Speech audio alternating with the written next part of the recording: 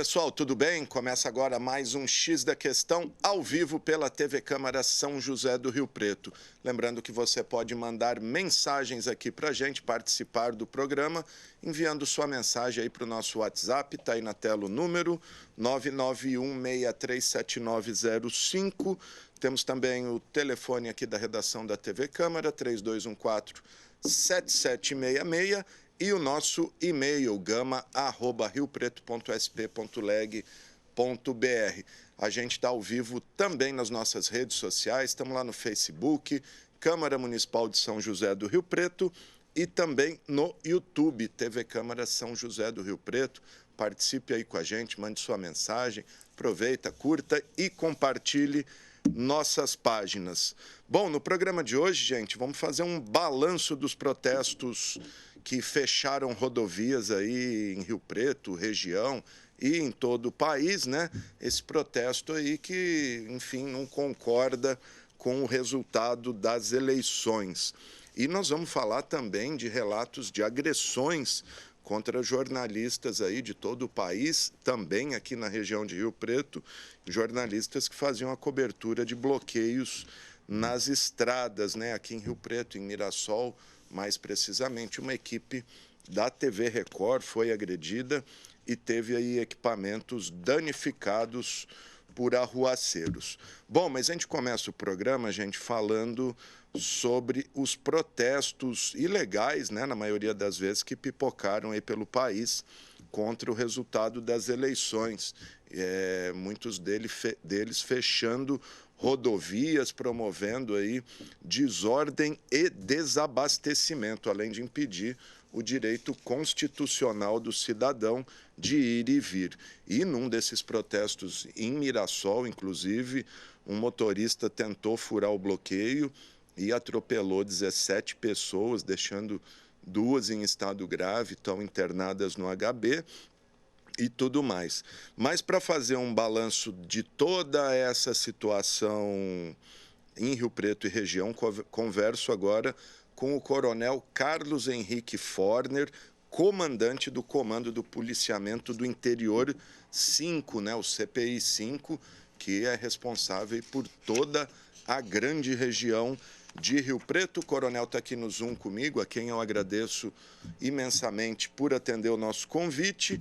E começo perguntando, coronel, qual o balanço que o senhor faz desses dias de protesto e a situação hoje na nossa região? Obrigado, viu? Bom dia, Alexandre. Bom dia a todos os telespectadores. Desde segunda-feira, né, nós temos enfrentado algumas paralisações de rodovias aqui na região noroeste. Então, tivemos aqui a BR-153, aqui coladinha conosco, aqui, né, em Rio Preto. A Washington Luiz, nós tivemos aí alguns pontos de paralisação em Catanduva e aqui na altura de Mirassol. Tivemos em Monte Aprazível também uma paralisação de via. Indo um pouco mais lá para o noroeste mesmo, tivemos paralisações em Votuporanga, Jales, Fernandópolis, Santa Fé do Sul. Então, vários pontos em toda a nossa região, né? Então, os caminhoneiros, eles paravam na via, muitas vezes no acostamento, ou às vezes interditando uma das faixas de rodagem. Nós percebemos que, na maior parte dos casos, havia uma liberação de uma das faixas, pelo menos, para que veículos pequenos, veículos focados também em socorros de emergência, pudessem transitar. Mas isso trouxe reflexos complicados no tráfego como um todo, né? Você citou bem a questão de possíveis desabastecimentos da população. Isso também é uma situação grave para nós. Ontem, principalmente, nós começamos a verificar o movimento de pessoas a pé, além dos caminhoneiros, também pessoas a pé que se dirigiram para essas vias, além dos protestos que foram feitos aí em áreas mais locadas nas cidades mesmo, na parte urbana. Nós tivemos alguns grupos que se deslocaram para as rodovias. E isso trouxe aí uma complexidade maior para nós. houve, infelizmente, um fato bastante complicado, desagradável lá em Mirassol, como você bem mesmo colocou, né, que foi a investida de um motorista contra os manifestantes. Nós não sabemos ainda a motivação, mas provavelmente ele se sentiu acuado ali, naquele momento, e aí, numa ocasião de destempero, investiu contra os manifestantes. A polícia estava no local, a polícia interveio de maneira rápida para que houvesse socorro às vítimas. Tivemos a informação aí de 7 civis que foram hospitalizados logo naquele momento, e mais 2 policiais militares também que foram socorridos, atingidos. com lesões. A gente tem as imagens aí, coronel, sem querer interromper o senhor, pedir para o Israel jogar enquanto o senhor fala isso. Pode falar, coronel, desculpa. E dois desses feridos tiveram que ser socorridos ao hospital de base, que eram circunstâncias mais graves, mas pelo menos não tivemos nenhuma morte, né? Isso para nós já é um ainda bem, positivo, né? Ainda bem. E neste momento, exatamente agora, acho que muito por conta da fala do presidente da República ontem, né? Ele lançou um vídeo no YouTube, justamente pedindo para que os caminhoneiros não mais continuassem as paralisações. E nós não temos agora, neste momento, em toda a região noroeste, nenhum ato de paralisação nas nossas rodovias. E também de manifestações a pé, alguns pequenos focos ali, uma barraca montada, 2, 3 pessoas circulando, mas sem focos de manifestação. Então, neste momento, toda a situação de ordem pública aqui sob controle na região noroeste. Coronel, o senhor, como todos já sabem aí, o senhor atuou muito tempo na tropa de choque, né, lá da capital. O senhor acha, e a gente tem visto algumas críticas aí, que a própria Polícia Militar, assim como a Polícia Rodoviária Federal, teria demorado um pouco para agir, principalmente nos primeiros dias de protesto? Eu queria saber o que o senhor pensa disso, concorda, não concorda? A PM agiu certo? O que o senhor pode dizer para a gente? Alexandre, vamos lá, né? Eu vivi muito a experiência da tropa de choque nos meus primeiros anos, e existem vários níveis de atuação da polícia, né, que a gente chama de escalonamento de níveis de força. Aqui na região noroeste, essa foi uma decisão minha, eu assumo totalmente a responsabilidade. A minha determinação a todos os policiais militares é que nós esgotássemos, dentro do escalonamento da força, a via da negociação. Até porque os manifestantes, na maior parte das vezes, eram tranquilos, ninguém ali tinha um interesse de baderna, de agressão. Então, em todos os lugares que os nossos policiais militares chegaram, houve possibilidade de dialogar com os manifestantes, né? E com base nesse diálogo, na negociação, nós resolvemos muitas frentes. A maior parte delas foi resolvida, tá? Às vezes demora um pouco mais, demora uma questão ali de horas para ser resolvida, mas todas foram levadas a bom termo. E por que essa foi a minha opção? Porque justamente havia crianças, havia mulheres, havia idosos em todos esses locais. Seria muito simples para mim chegar, determinar que a minha tropa de choque fosse para essas rodovias e usássemos ali granadas de efeito moral e granadas de gás lacrimogêneo. Com certeza resolveríamos de modo mais célere a situação. Mas eu tenho que ter a minha consciência também de que havia um público ali que poderia sofrer muito com essa atuação, tá? Até aproveito aqui também para dizer para você que eu fiz um comunicado, um pedido ao doutor Evandro Pelarim, que é o responsável pela vara da infância e juventude aqui de Rio Preto, para que houvesse também responsabilizações aos pais e demais responsáveis, né, que levam as crianças para esses locais de risco, à beira das rodovias. Isso eu entendo que não é razoável, e nós vamos já desencadear, se houver ainda algum foco de manifestação nos próximos dias, espero que não tenhamos mais, mas se houver, nós vamos ter agentes tutelares em todos esses lugares, para que nós possamos também responsabilizar administrativamente os pais e responsáveis, né? Tudo isso tem que partir de uma consciência maior da sociedade, né? Mas, nesse momento, tudo sob controle. Agora, quanto à nossa ação, uma ação que foi planejada por todos nós, demorou um pouco mais, sim, para se resolver, mas porque nós entendemos que a negociação, nesse caso, o exaurimento da negociação era o caminho mais correto e a decisão partiu de nós aqui no Comando do Policiamento do Interior, sim. Perfeito, eu ia até fazer esse questionamento ao senhor, o fato de pais estarem levando ali crianças, adolescentes e até colocando, isso acho que não aconteceu na nossa região, mas ali na região de Campinas, colocando as crianças como escudo humano ali, porque tem até um cidadão falando lá, aí a polícia não vai fazer nada contra o movimento se tiver criança ali na frente, aí vem de encontro ao que o senhor disse. Coronel, a previsão para os próximos dias, o senhor acredita que esse movimento se arrefeceu? Há possibilidade, a inteligência da PM tem trabalhado aí para prevenir novos... A gente fala fechamento de estrada, né? A manifestação em locais, em praças, enfim, ela é totalmente legítima, mas fechar a estrada, esse tipo de manifesto aí que, enfim, que causa transtorno a toda a sociedade. Há alguma sinalização nesse sentido?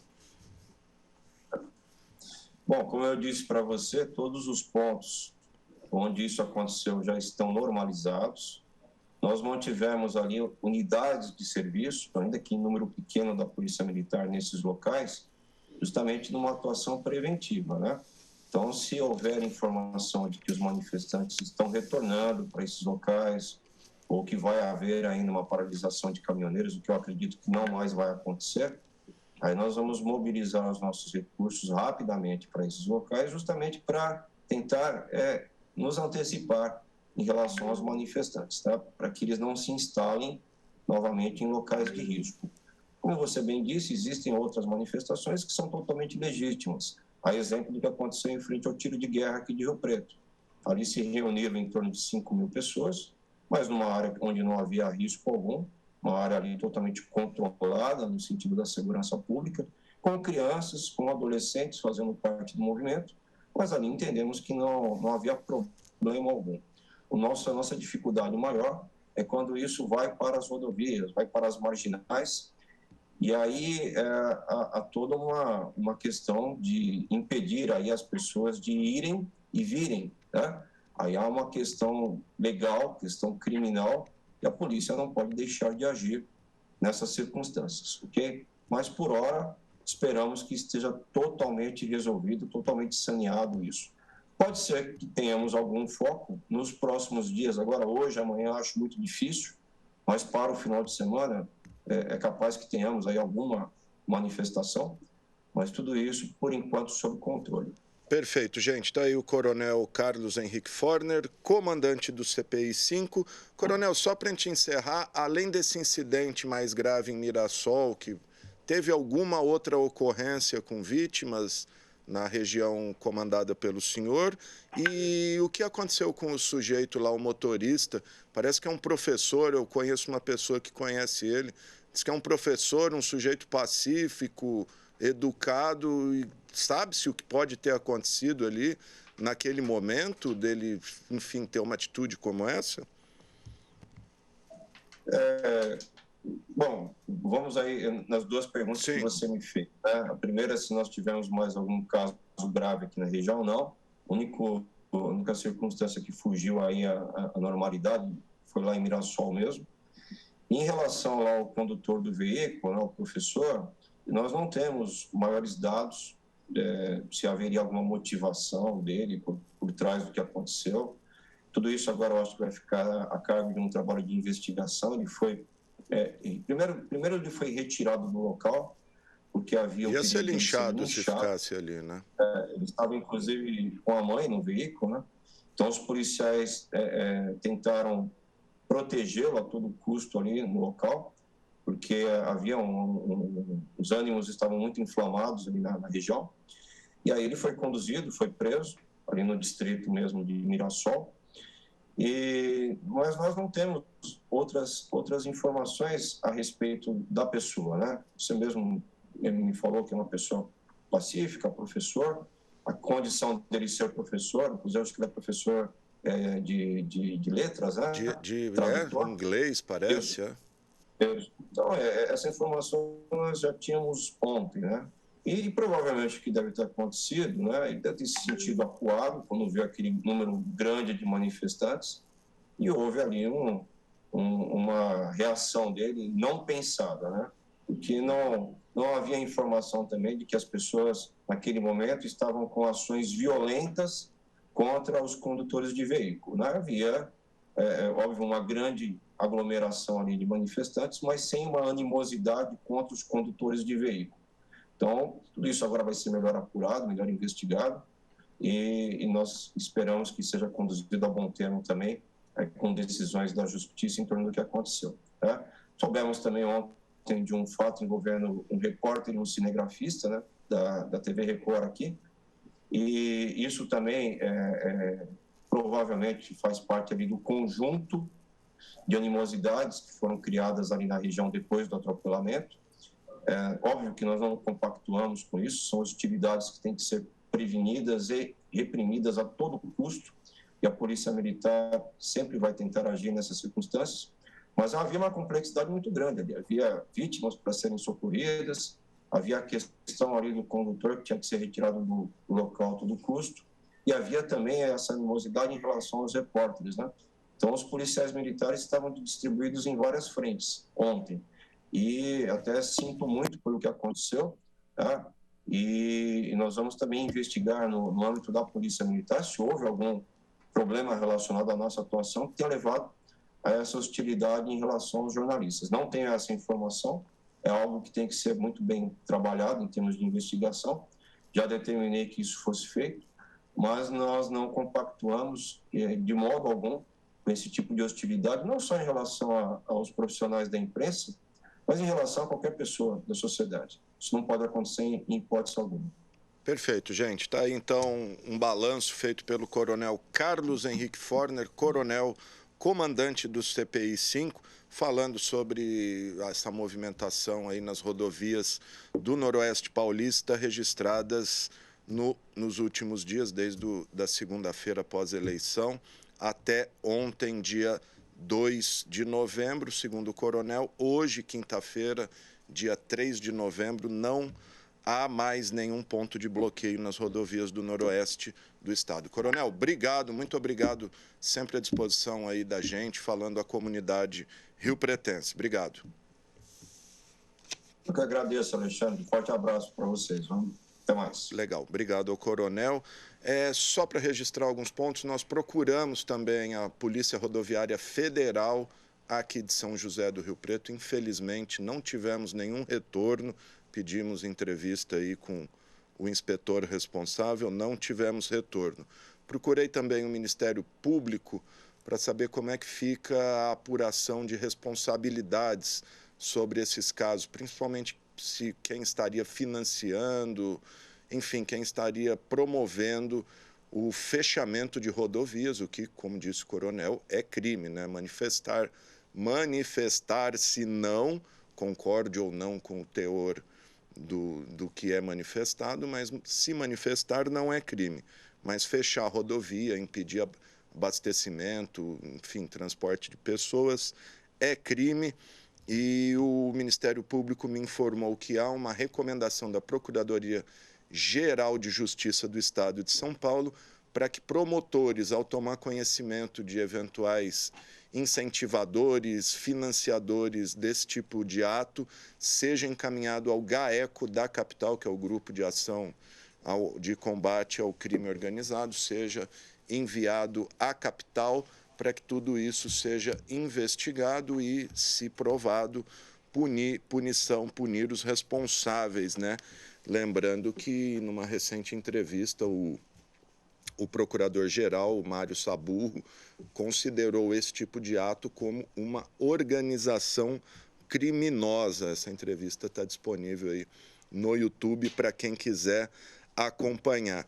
E para a gente encerrar esse bloco, porque na sequência nós vamos falar de um tema abordado aí pelo coronel, que é bastante grave, que são os relatos de casos de agressão a jornalistas que estão aí nos manifestos apenas cumprindo seu trabalho e muitos acabam atraindo a ira aí dos manifestantes. Então, no bloco seguinte, a gente repercute isso.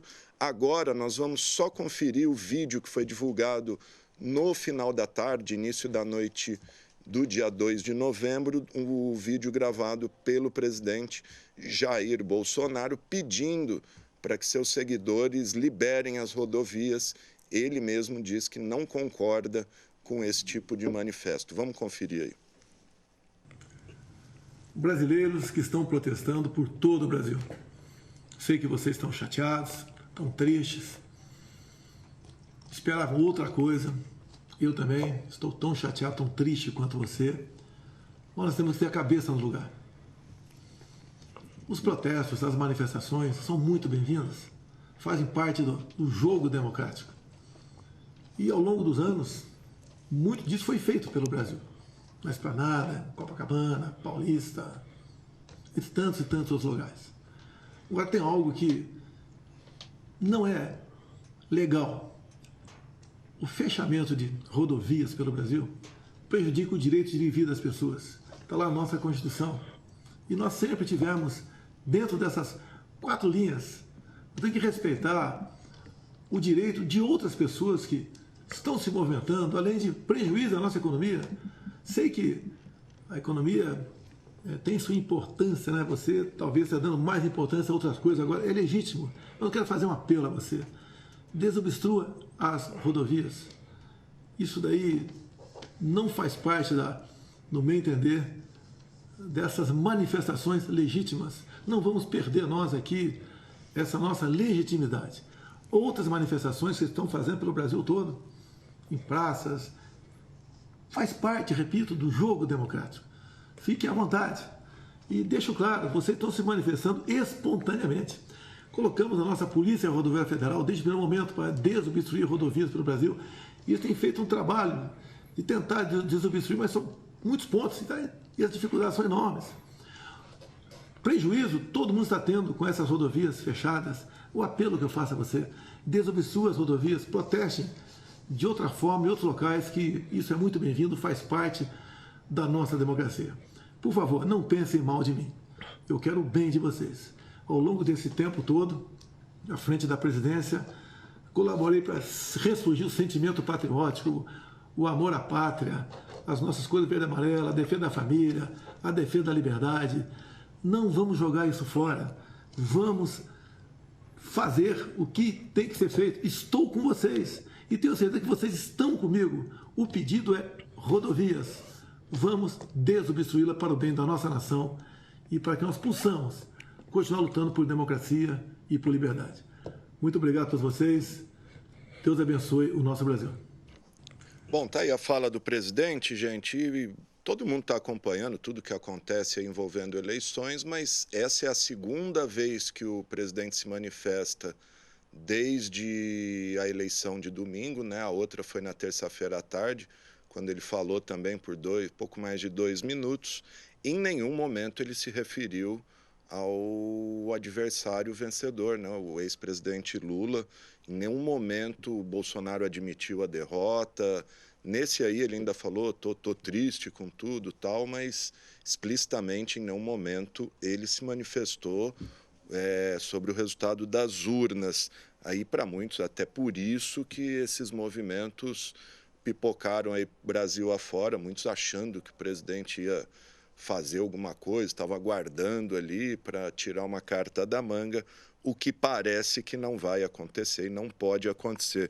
E sobre o que eu falei de manifestações legítimas, que desde que não bloqueiem rodovia, recebi só uma observação aqui, que pedir intervenção militar, atentar contra o Estado democrático de direito, também é crime previsto no Código Penal. Então, manifestações são legítimas desde que não incitem ou peçam algo que é considerado crime. Bom, tá aí o registro, gente, e como eu disse, no bloco seguinte a gente vai falar sobre casos de agressão a jornalistas, ok? Então vamos para um rápido intervalo e a gente volta já, rapidinho.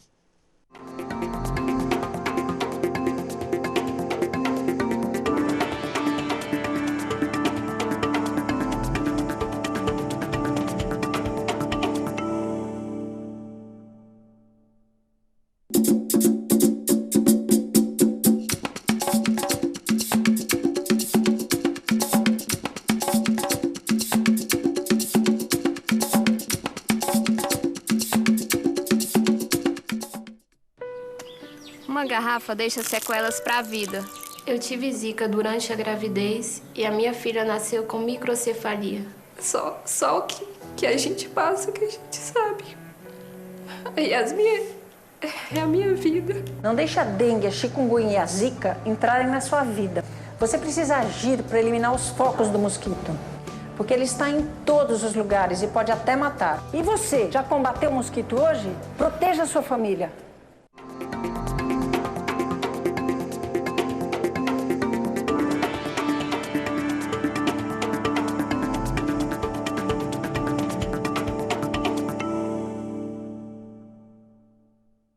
Ok, gente, estamos de volta com o X da Questão aqui pela TV Câmara. Bom, e como eu disse no começo do programa, jornalistas foram vítimas de ataques por parte de bolsonaristas na cobertura desses protestos golpistas registrados nos últimos dias. Foram registrados aí casos de ataque a profissionais de imprensa em diversos estados, como Rio Grande do Sul e Mato Grosso, mas também aqui em São Paulo, inclusive em Rio Preto, onde uma equipe da Record TV foi atacada na cobertura do fechamento da rodovia Washington Luiz, ali em Mirassol. A gente falou no primeiro bloco disso, vimos aí as imagens do atropelamento, enfim, as pessoas ali feridas, e durante a cobertura ali uma equipe da TV Record foi atacada por parte desses manifestantes, vamos dizer assim. Mas sobre isso eu converso agora com a diretora de interior do Sindicato dos Jornalistas Profissionais do Estado de São Paulo, a Solange Santana. A Solange está aqui no Zoom comigo. Obrigado por nos atender, viu, Solange? Vamos lá, o que o sindicato tem a dizer desses ataques aí, não só em São Paulo, todo o país aí? Já tem um balanço, Solange, do número de profissionais vítimas aí de ataques? Bom dia, pessoal. Fico muito feliz em estar presente, agradeço o espaço. Nós não temos ainda um balanço completo da situação, porque as informações chegam, às vezes, de uma maneira mais lenta, né? Por conta, assim, dos colegas, às vezes, não informarem imediatamente, a gente, às vezes, sabe depois por conta de um outro colega que informa. Então, as informações vão chegando e a gente ainda não tem todo o quadro, assim, apurado, né? O que a gente tem, né, como você falou, né, tem situações pipocando no país inteiro, né? Inclusive no estado de São Paulo, especialmente no interior, né? Como vimos aí no caso de Mirassol, né? Também tivemos casos aí, especificamente falando das manifestações antidemocráticas, né, dos caminhoneiros, né? Tivemos casos em Mirassol, né, em Limeira, né, e outros casos vão chegando e a gente está apurando, fazendo contato com jornalistas e tudo mais, né? Mas o que a gente vê é que todo o processo eleitoral, né, o antes e o depois, né, tem sido marcado, infelizmente, por ataques aos profissionais de imprensa, né,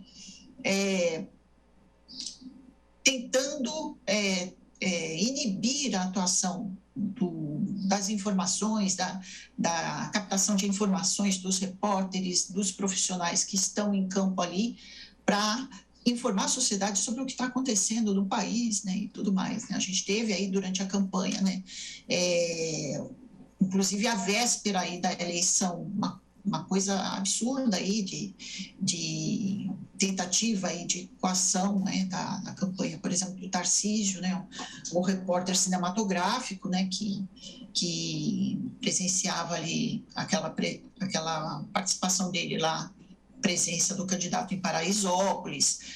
A gente teve aí na festa de Aparecida, quer dizer, uma festa religiosa, né, que tem que ter um clima, né, de paz, né? Repórteres da TV Aparecida, da TV Vanguarda foram agredidos, né? a gente vê por todo o processo eleitoral esses ataques constantes, né, aos jornalistas.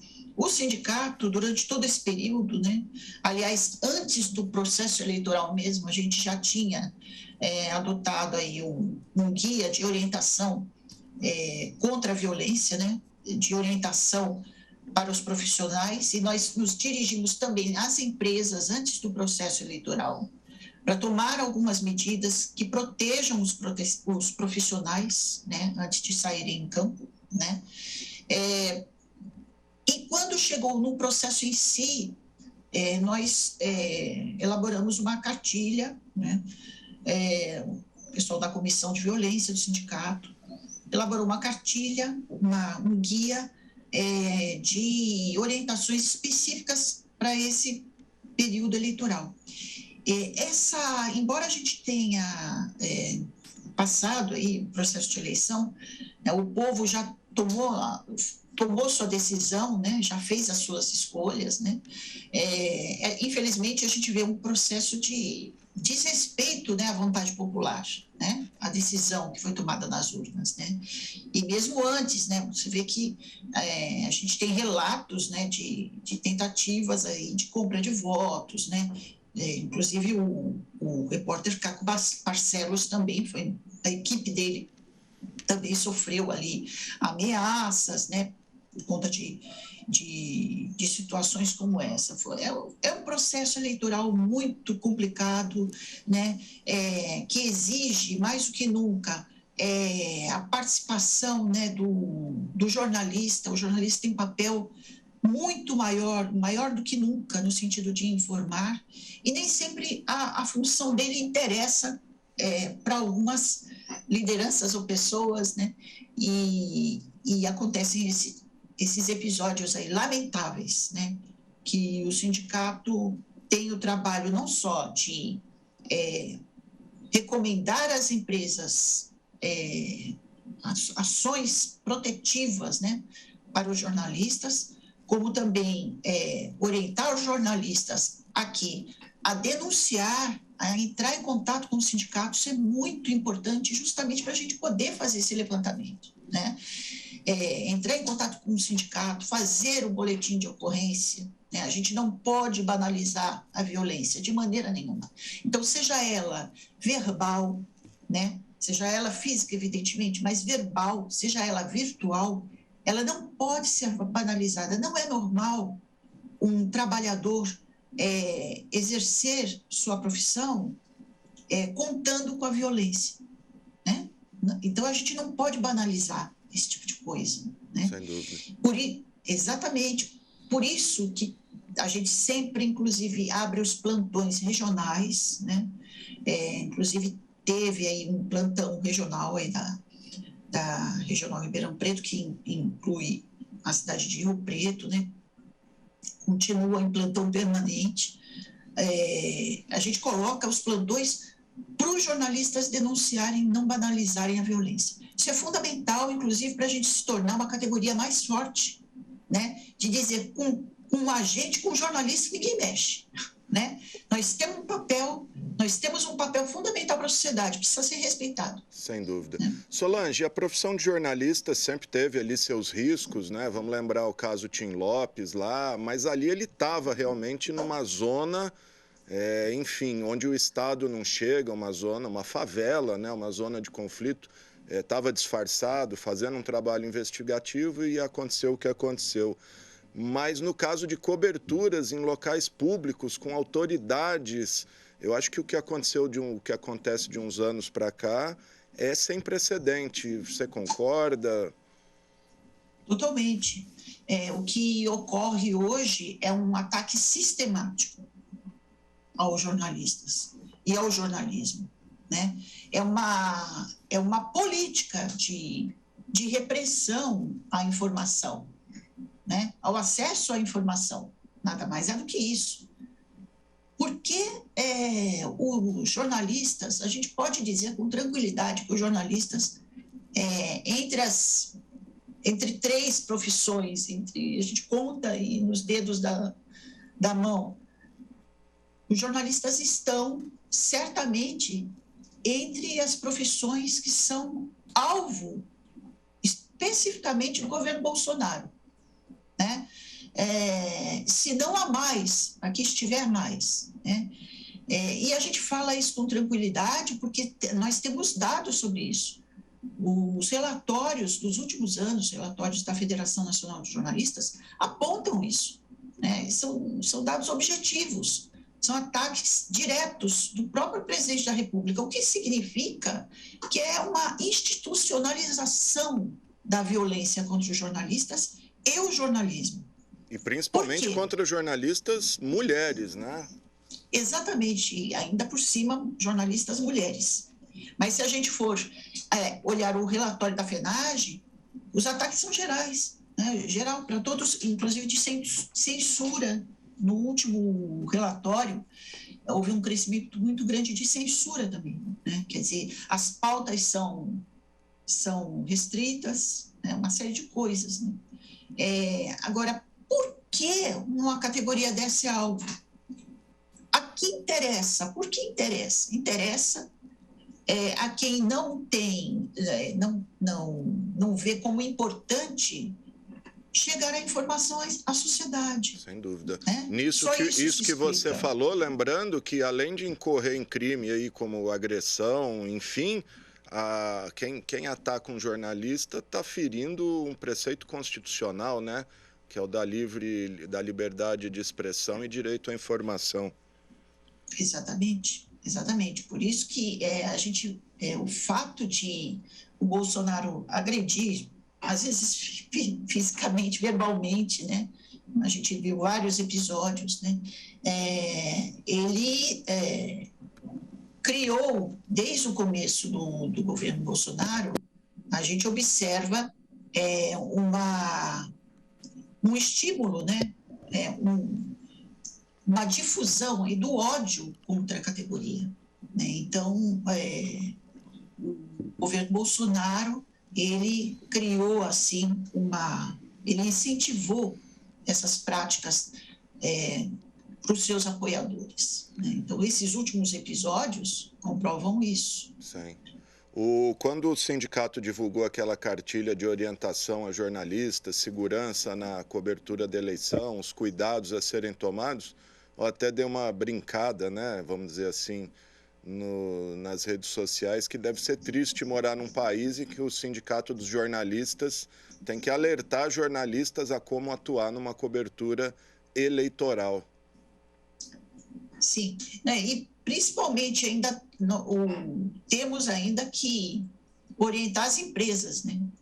Que em geral não seguem as orientações, que a gente insiste que são importantes de serem adotadas e que as empresas principalmente não fazem, né? Os jornalistas, às vezes, eles são submetidos à pressão.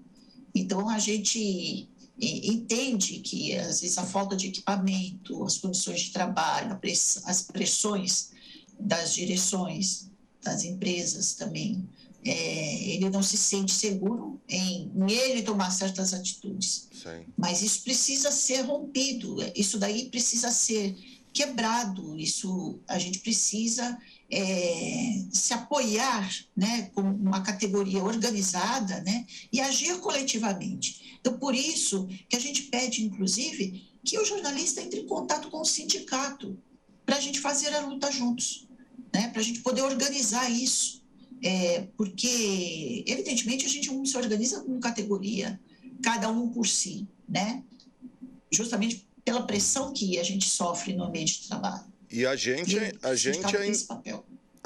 ainda está, São Paulo, vamos dizer assim, que ainda é um estado civilizado. Eu imagino jornalistas que estão cobrindo esses protestos interior de Mato Grosso, interior do Pará. Eu imagino a situação que esses profissionais estão expostos. Olha, eu colocaria, eu não distingo muito, não, porque a gente vê, assim, atitudes tão selvagens, sem querer ofender a natureza, certo? Mas, assim, de pessoas que atacam jornalistas, né? É uma coisa, você veja, para ter é um exemplo bem típico, né? Você vai a celebração ali da festa da padroeira, né? Que era para ser um ambiente de paz, né? Você vê aquelas pessoas ferozes contra os jornalistas, né? O que é isso, né? Que ódio promovido, né? Que ódio promovido. Foi isso que o governo Bolsonaro promoveu, né, para os seus apoiadores, né? Promoção do ódio contra os jornalistas. E a pergunta que eu sempre faço, por quê? Por quê? Né? Por que os jornalistas? Né? Por que agredir alguém que está trabalhando? Sim. Porque a informação não interessa, né? Porque nós estamos vivendo uma situação muito crítica de fome, né? De miséria, né? De uma série de violências que acontecem no país, de destruição da Amazônia, dos nossos recursos naturais, da entrega do nosso patrimônio, né? Da nossa soberania nacional, né? Então, quando não há interesse na informação, né? Isso é muito, muito preocupante. Isso é muito preocupante. Legal. E quando não tem interesse na informação, é só não ler determinado jornal ou não assistir determinada emissora e não atacar o profissional que está ali só cumprindo o seu papel, né, Solange? Exatamente. Bom, é isso, gente. Tá aí a Solange Santana, diretora do interior do Sindicato dos Jornalistas, falando sobre esses ataques. Solange, só para a gente encerrar, o sindicato pretende fazer alguma coisa, enfim, encaminhar as autoridades, pelo menos esses casos relatados. Lembrando que aqui em Rio Preto, o pessoal da Record já fez boletim de ocorrência, mas o sindicato pretende continuar nisso, porque também só dá a nota de repúdio ali acaba não tendo efeito prático nenhum. Sim, o sindicato já fez, já se dirigiu outras vezes, né, à Secretaria de Segurança, né? O sindicato se dirige sempre às empresas, né? A nota de repúdio, ela é um fator importante no sentido de não banalizar. Sim. Isso tem que ser denunciado, né? A gente vê, por mais que a gente ache que nota de repúdio não soluciona, infelizmente tem profissionais, tem colegas que não querem denunciar. Isso é uma cultura que tem que ser vencida, né? Até para expor a situação e deixar bem patente para as autoridades públicas que precisa existir ação, né? Eu acho que a melhor atitude que a categoria pode tomar é se organizar. Se organizar para denunciar e não aceitar a violência, se organizar para lutar por direitos, se organizar junto ao seu sindicato. Na questão específica da ação da polícia, né, inclusive, que a gente percebe que...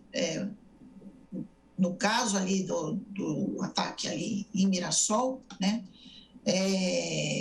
os profissionais estavam ali e não parece que houve muito empenho da polícia em conter isso, né? Numa situação dessa, quem tem que ficar ali e ter resguardado o seu direito de trabalhar são os profissionais da imprensa, né? Quem tem que sair é o bloqueio antidemocrático que impede as pessoas de transitarem livremente. Nesse sentido específico, o presidente do sindicato, Thiago Tange, já se colocou aí de que vai enviar um novo documento, né, à segurança pública, né, e também ao CPI de Rio Preto, né, que é da região aí, para que a PM possa garantir a integridade dos profissionais. Mas, veja, isso é uma situação que, acima de tudo, a categoria precisa ter consciência de que precisa se organizar, não pode banalizar, tem que enviar a comunicação do que ocorre ao sindicato. Isso é importante para a gente, inclusive, mostrar o volume de ataques, né, a dimensão do problema para as autoridades que têm a obrigação de agirem, né? Uma grande vitória do sindicato nesse sentido foi aquela ação movida contra a pessoa física do presidente da República mesmo, né? Por danos morais coletivos nos seguidos episódios de ataques morais, ataques verbais a jornalistas. Em primeira instância, o sindicato ganhou uma indenização aí de R$100 mil do próprio presidente. Isso está em grau de recurso. Espero que o tribunal analise com carinho esse caso. Solange, obrigado. Se quiser falar mais alguma coisa, fica à vontade. Olha, eu agradeço muito a oportunidade. Eu queria reforçar que o sindicato está em plantão permanente, né, durante todo esse período aí, todos os períodos assim de mais tensionamento, né? O sindicato abre plantões, mas o contato com o sindicato pode ser a qualquer momento, em qualquer situação, tanto para situações de segurança como para situações de direitos, né? E temos aí as regionais, inclusive temos não só a regional que abrange a região de Rio Preto, Mirassol, né, como também temos as outras. É só quem não é da região de Rio Preto está assistindo o programa, pode olhar ali no site, sjsp.org.br,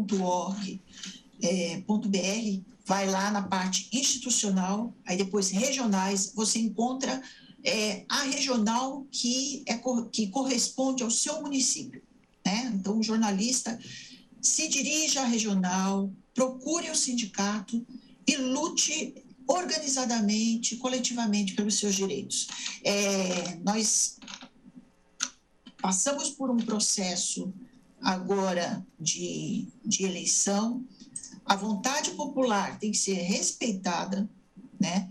E a integridade dos jornalistas, que exerce uma função fundamental para o processo democrático, fundamental, vital, né, que é o jornalismo, né, precisa ser garantido o seu exercício com respeito, né, e com segurança.